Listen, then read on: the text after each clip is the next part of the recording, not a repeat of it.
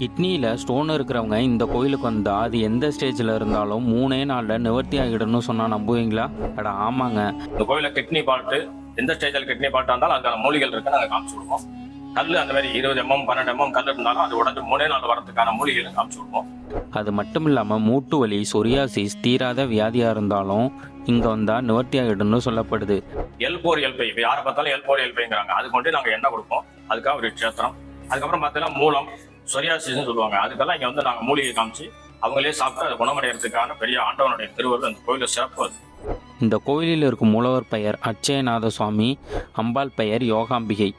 ஒவ்வொரு மாதம் பௌர்ணமி அன்னைக்கு அபிஷேகம், சாயங்காலம் 5 மணிக்கு அபிஷேகம், 6 மணிக்கு இங்கே நெய் அன்னம் கொடுப்போம். நெய்யினால கலந்து சுவாமிக்கு அபிஷேகம் பண்ணி அதை மருந்தாக கொடுக்கறது இந்த கோயில் விசேஷம். அதனால என்ன பலன் அப்படின்னா உடம்புல வரக்கூடிய வியாதிகள் அனைத்தும் நிவர்த்தி.